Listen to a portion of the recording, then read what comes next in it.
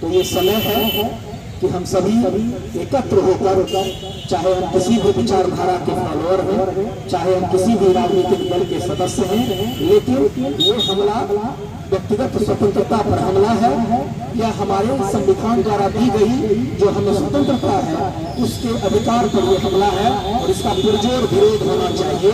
और मुझे खुशी है कि आप सब इकट्ठे हुए हैं और अगर यह एफआईआर यह निकम्मी सरकार वापस नहीं लेती है तो इस सरकार को भी बदल दिया जाएगा और एफआईआर वापस लेने के लिए मजबूर किया जाएगा।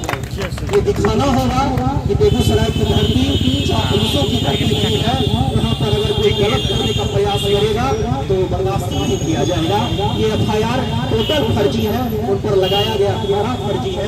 उन्होंने सिंपल वीडियो बनाया, सामान्य उन्होंने सवाल किया, वो अच्छी में बेगूसराय का सभ्य नागरिक समाज भरा होगा, चाहे वह किसी भी विचारधारा कोई भी संस्था से जुड़ा हो, इससे कोई मतलब नहीं है। मैं तो किसी तरह का प्राथमिक सदस्य नहीं हूँ, लेकिन इस मुद्दे पर पूरी तरह से साथ हूँ और इस संघर्ष को और तेज किया जाएगा। और जो हमारे पत्रकार बंधु हैं, जो खासकर जो हमारे यूट्यूबर यहाँ हैं, उनका अभी पूरे मोबाइल में अभी वो बहुत मैं समझता हूँ कि अखबार के तरह से पैरेलल वो एक अपना उनका है, उनका एक दर्शक का व्यू है। तो उनसे भी मेरा आग्रह है कि इस मुद्दे को बिल्कुल बढ़ चढ़कर दिखाएं ताकि यहाँ की जनता को पता चले कि सरकार इस तरह से सच बोलने वाले को डरा रही है।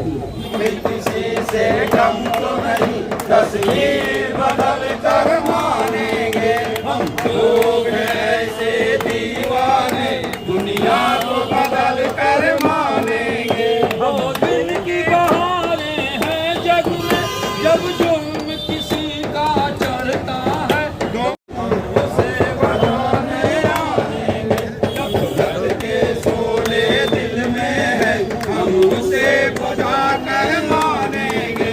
हम लोग हैं ऐसे दीवाने, दुनिया को सरकारों पर भी हमला है। उन्हें यह नहीं पता है, इस सत्ता को नहीं पता है कि सारे पत्रकार चापलूस नहीं है।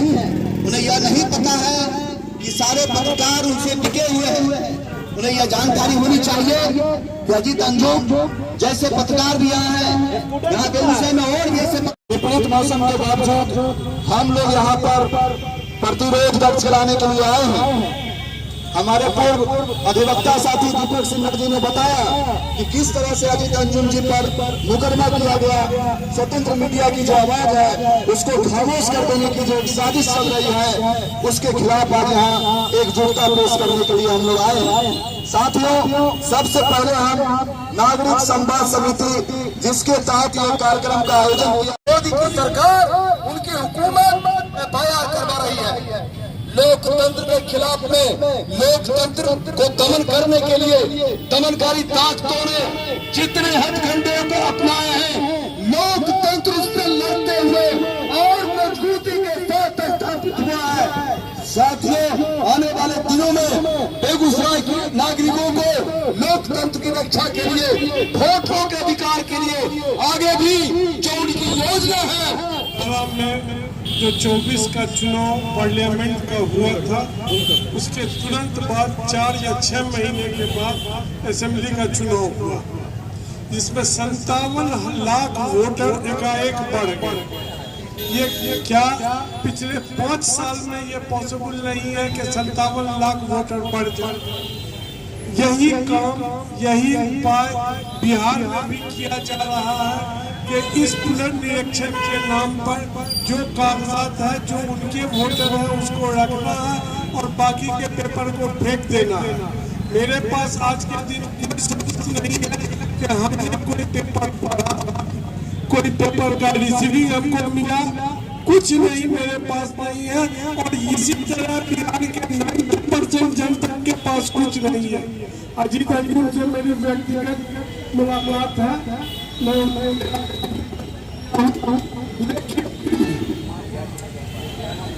हेलो,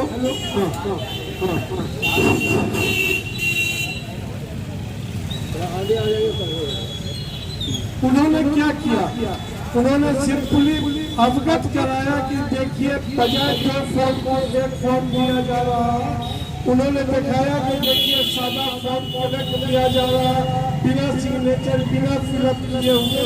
ये क्या ये दर्शाता है कि बहुत भारी घटना होने की संभावना है, जिसको आगे ये सरकार करने जा रही है। इसको अगर उजागर किया गया है तो ये कहाँ पर कौन धारा में ये गलत हुआ कि उनके ऊपर FIR हुआ। सिंपली जनता की आवाज, जनता को जागरूक करने के लिए अगर FIR होने लगे तब तो हर आदमी, अभी यहाँ पर जितने लोग हैं सब पर कल FIR हो जाए, हम लोग सब जेल चले जाएंगे। कौन बाधा हुआ?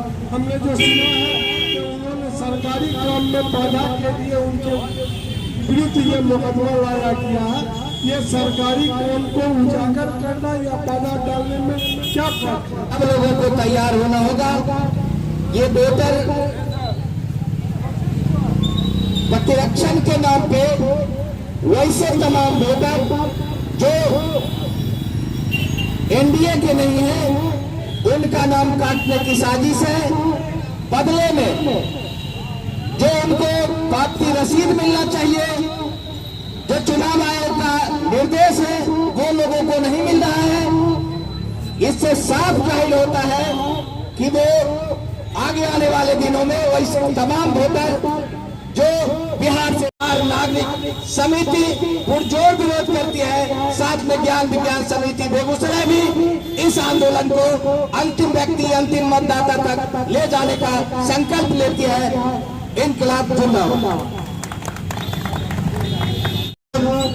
जुलूस में शामिल बेगूसराय शहर के प्रबुद्ध नागरिक बंधुओं और हमारे वार्ड कमिश्नर सबुक्ता साहब, आज एक तरफ खुशी की बात है कि कम से कम आज वैसे भी पत्रकार हैं जो सही बोलते हैं, भले उनके ऊपर मुकदमा क्यों न हो, जेल क्यों न जाना पड़े।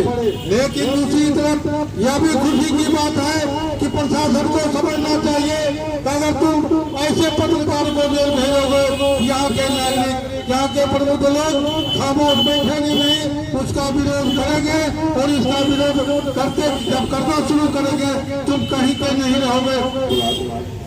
सवाल पत्रकार पे करना का नहीं है, सवाल पत्रकारिता रोकने की साजिश है। कैसे पत्रकारिता नहीं हो इस तरह की चीज? हेलो तो साजिश है। कल मेरे पास एक रिपोर्ट आई बिल्कुल से, उसमें बताया गया कि 100% मतलब डाटा अपलोड कर दिया। मतलब पिछले 22 वर्षों में वहाँ न कोई मरा है, न किसी ने पलायन किया है, न किसी की शादी हुई है। तो ये साबित करता है कि पूरी तरह से फर्जीवाड़े का एक देश भर चल रहा है, उदाहरण के बल है।